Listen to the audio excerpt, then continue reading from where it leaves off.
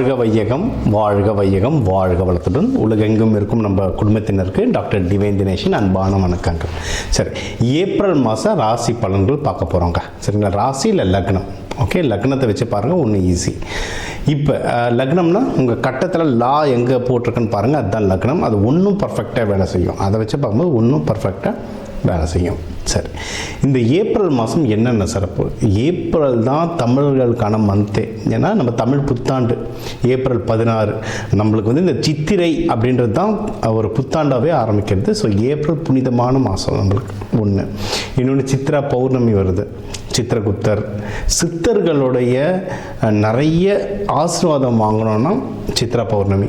சித்திரை திருவிழா, மதுரை குலுங்கன்ற மாதிரி ஃபுல் சித்திரை திருவிழா வருது. ஸோ இந்த ஏப்ரல் மாதம் வந்து ஒரு புனிதமான மாதம். ஓகேங்களா? இந்த புனிதமான மாதத்தில் நம்ம ராசிக்கு எந்தெந்த விஷயங்கள்லாம் ரொம்ப சாதகமாக இருக்குது, எதுலலாம் நல்ல வாழ்க்கையில் முன்னேறலாம், வேறு எந்தெந்த விஷயத்தில் நான் கொஞ்சம் கவனமாக இருக்கணும், என்னென்ன வழிபாடுகள் பண்ணணும் அப்படின்றத நம்ம ஒவ்வொன்றா பார்த்துட்டு வருவோம். இது கூடவே இந்த பண்டிகைகள், இந்த முக்கியமான நாட்கள், இந்த பௌர்ணமி, அமாவாசை இதையும் கலந்து சொல்கிறேன். அதுக்கேற்ற வழிபாடுகள் பண்ணிட்டு வர இந்த ஏப்ரல் மாதம் நம்மளுக்கு ஒரு சிறப்பான மாதமாக அமையும். தனுஷ ராசி, தனுஷ லக்னம், இவங்களுக்கும் டைம் ரொம்ப நல்லாயிருக்கும். ஏன்னா குரு பகவான் உங்கள் இந்த வீட்டை தான் ஃபுல்லாக பார்த்துட்ருக்காரு. ஸோ நல்ல விஷயங்கள் நிறைய இருக்குது. நம்ம முன்னாடியே சொன்னது தான், கல்யாணத்துக்கு டைம் ரொம்ப நல்லாயிருக்கு. யாரெல்லாம் கல்யாணத்துக்கு தேட்டமோ சீக்கிரம் பார்த்துறாங்க. அது தனுஷிலலாம் எப்படின்னா அவங்களே தான் முயற்சி எடுக்கணும். நம்ம ஆஞ்சநேயர்லாம் மூலம். சரிங்களா? நீங்கள் ஸ்டெப் எடுத்தால் தான் வீட்டில் பார்ப்பாங்கன்னு உட்காந்துருந்தீங்கன்னா கஷ்டம்.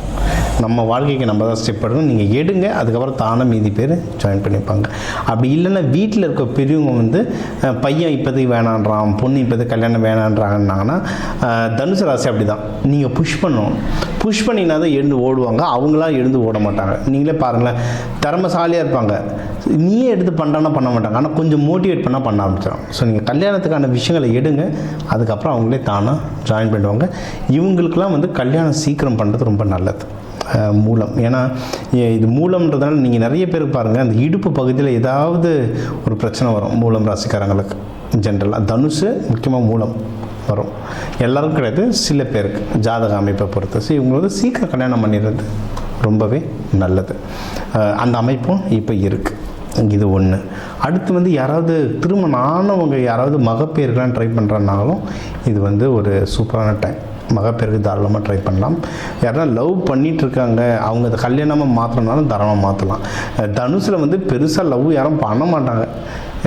அதாவது அவங்க அட்ராக்டிவாக இருப்பாங்க, ரொம்ப ஒழுக்கமானவங்களாக இருப்பாங்க.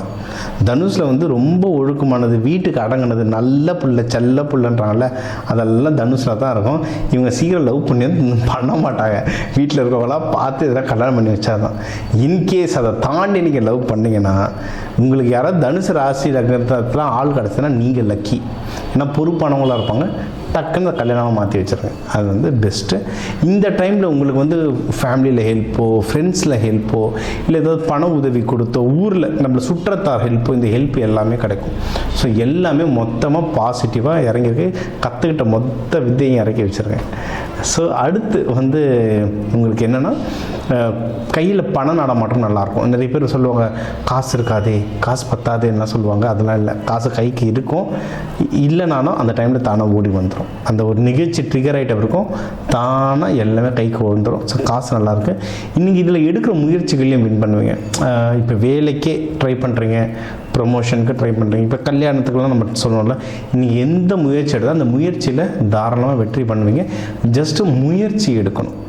தனுஷில் பெரிய பிரச்சனைனா முயற்சி எடுக்க மாட்டாங்க. ஸோ இங்கே உட்காந்துருப்பாங்க.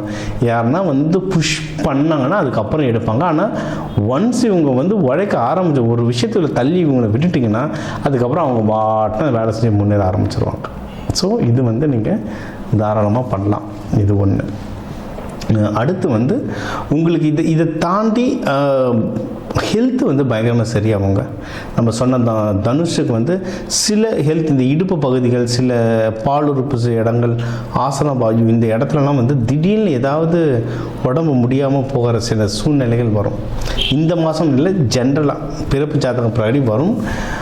இவங்க வந்து இது சம்மந்தமாக எதனா இருந்தால் அந்த ஹெல்த் இஷ்யூஸ் கம்மியாகிறதுக்கு இது நல்ல டைம். யாருக்காவது இருக்குது ட்ரீட்மெண்ட்டு பார்க்கணும். ஏன்னா தனுசு நிறைய பார்த்தீங்கன்னா அந்த மூலம்லாம் நிறைய மூல நட்சத்திரக்காரங்க நிறைய பார்த்தீங்கன்னா அவங்களுக்கு இந்த இஷ்யூஸ் இருக்குது. நல்ல டாக்டரை பார்த்து சரி பண்ணுறது இது பர்ஃபெக்டான டைம். நல்ல டாக்டர் பார்த்து சரி பண்ணுறதுக்கெலாம் இது வந்து ரொம்ப பர்ஃபெக்டான டைம். இது வந்து நீங்கள் வந்து ட்ரை பண்ணி பாருங்கள். அந்த டாக்டர்ஸ்லாம் வந்து பேரெல்லாம் வந்து எதனா சூழ ஆரம்பிக்கும், இல்லை சுக்கிரன் சம்மந்தமாலாம் ஆரம்பிக்கும். அது தனிப்பட்ட ஜாதகம் பார்த்து நம்ம சொல்லுவோம். பட் பொதுவாக இந்த நேம்களில் ஆரம்பிக்கும் உங்களுக்கு. அதுவும் நான் எந்த டாக்டருக்கும் நான் ரெக்கமெண்டேஷன் பண்ணலாங்க, இந்த ஜாதகாரங்களுக்கு இந்த அமைப்பில் நடக்கும்னு சொல்கிறேன். இந்த டாக்டர்ஸ் பார்க்கும்போது உங்களுக்கு வந்து இன்னும் டக்குன்னு ஒர்க் ஆகிறதுக்கு அதிகமான வாய்ப்புகள் இருக்குது. இது அடுத்து பிஸ்னஸ் யாருன்னா பண்ணுறீங்கன்னா கொஞ்சம் ஜாகிரதையாக பண்ணுங்க. அது வேலை செய்கிறவங்களுக்கு ப்ரொமோஷன் கிடைக்கும். வேலை சர்வீஸ் செக்டரில் இருக்கவங்களுக்கு வேலை செய்கிறவங்களுக்கு ப்ரொமோஷன் கிடைக்கும். இதில் வந்து நிறைய டீச்சர்ஸ்லாம் இருப்பீங்க, டீச்சர்ஸ், கன்சல்டன்ட், மிடில் மேனேஜர்ஸ். டீச்சர்ஸில் இருக்கவங்களுக்கு பர்மனண்ட் ஆகிறதுக்கு வாய்ப்புகள். இப்போ உங்கள் ராசிக்கு வந்து எல்லா முக்கியமான விஷயங்கள் பார்த்தோம். ஓவராலாக எப்படி இருக்கும், கல்யாணம் யாருக்கு, வேலை, மகப்பேறு, கடன், கொடுக்கறது வாங்குறது, தொழில் யாருக்கு அமையும், ஆஃபீஸில் ப்ரொமோஷனுக்கு அமையும், வெளிநாடு போகிறது, உடல் உபாதைகளில் எப்படி சரி பண்ணுறது, என்னென்ன வழிபாடுகள், எந்தெந்த தெய்வங்கள் எந்தெந்த நாளில் வழிபாடு பண்ணுறது, இது எல்லாமே நம்ம வந்து முக்கியமாக ஒரு ஓவராலாக எல்லாத்தையும் நம்ம பார்த்தோம். சூப்பர். இப்போ அதான் 12 ராசி, ஒரு 12 கோடி தமிழர்கள் இருக்கும். ஒரு ராசி ஒரு கோடி பேருக்கு பொதுவாக சொல்லியிருக்கோம், பொது பலனாக சொல்லியிருக்கோம். இதுவே ஒர்க் ஆகும். ஒன்றும் ஸ்பெசிஃபிக்காக இல்லை, எனக்கு இது பத்தலை, எனக்கு ஒன்றும் கிளாரிட்டி வேணும், இல்லை நீங்கள் சொல்கிறது சிலது எனக்கு நடக்கலை அப்படின்னா நீங்கள் வந்து உங்கள் ஜாதகத்தை வச்சு தான் பார்க்கணும். சரிங்களா? ஒன்று உங்கள் ஏன்னா தனிப்பட்ட ஜாதகத்தை வச்சு கிரக நிலைகள் மாறும்ல, அப்போது அதை வச்சு தனிப்பட்ட ஜாதகம் வச்சு பார்க்கணும். இது ஒன்று. இன்னொன்றுங்க, ஜாதகம்ன்றது ப்ரெடிக்ஷன். இது நடக்கும், இதெல்லாம் நடக்க வாய்ப்புகள் இருக்குன்ற ஒரு கால்குலேஷன். இதுதான் ஓகேவா. இதை தாண்டி நமக்கு வந்து இந்த கிரகங்களோட எப்படி நம்ம வந்து ஒரு அலைன்மெண்ட்டுன்னு சொல்லுவாங்க, அவங்களுடைய வேவ் லென்த்தில் நம்ம அலைன்மெண்ட் ஆகிட்டோம்ல, அவங்க போக்குலேயே நம்ம போயிடணும்னா ஜெயிச்சிடலாம். இப்போ சனி பயிற்சி நடக்குதுன்னா அப்போ அந்த சனி தாக்கம் குறைக்கிறதுக்கு என்னென்ன, இப்போ நான் வந்து தெய்வ வழிபாடுகளாக சொல்லியிருக்கேன். ஆனால் இதை தாண்டி நிறைய இருக்குது. விதைகள், கலர் தெரப்பி, அரோமா தெரப்பி, நறுமணங்களை வச்சு அவ்வளோ விஷயம் நம்ம சாதிக்கலாம். அதனால தான் கோவிலில் சாமிக்கெலாம் பூலாம் கொடுக்குறோம்லாம், நறுமணத்துக்கு எது கொடுக்குறோம்? ரொம்ப பெரிய ஆளுங்க போது நிறைய இந்த எசென்ஷியல் ஆயில்னு தருவாங்க, அரோமா தெரப்பின்னு. நறுமணங்களை வச்சு நிறைய மேஜிக் பண்ணலாம். விதைகள், கோவிலில் வந்து ஒரு சாமியை பிரதிஷ்டை, பிராண பிரதிஷ்டைன்னு சொல்லுவோம். அந்த சாமியை பிரதிஷ்டை பண்ணி கீழே நவதானியம் கொட்டுவோம். எதுக்கு நவதானியம்? அந்த நவகிரகங்களுடைய சக்தியும் உள்ளே இறங்கும். அப்போ அதை நமக்குள்ளே எப்படி கொண்டு வரது? விதைகள் மூலமாக பயிற்சிகள். கலர், ஒரு கலர் ஒரு கிரகம், எந்த கலரை போட்டால் இப்போ என் கிரகத்துக்கு எது வேலை செய்யும், இந்த மாதிரி விஷயங்களை நிறைய பயிற்சிகளாக சொல்லித்தரேன். எக்கச்சக்க பயிற்சிகளாக சொல்லித்தரோம். அதாவது ஒரு ஜோதிடத்தை நான் கேட்டேன், அவர் கல்யாணம் நடக்கும்னாரு, அவர் சொன்னதுனால நடக்கும்னா அப்படிலாம் நடக்காது. அதுக்கான சாத்தியக்கூறு இருக்குது, அதுக்கான முயற்சி எடுக்கணும். முயற்சி கூட அது நடத்துறதுக்கான சில சப்போர்ட்ஸ் நம்ம எடுத்துக்கணும். இந்த பயிற்சிகள் பண்ணணும், இந்த கோவில்கள் பண்ணணும். கோவில் சாமி ஒன்று கூட ஒன்றும் சில பயிற்சிகள்லாம் சொல்லுவோம். அதெல்லாம் பண்ண ஒரு இடம் ஏன்னா ஒரு கிரகத்துக்கே எனக்கு சொல்கிறதுக்கு மணிக்கணக்கில் ஆகும். அதனால் எல்லாமே இந்த 8-10 நிமிஷத்துக்குள்ளே அடக்க முடியாது.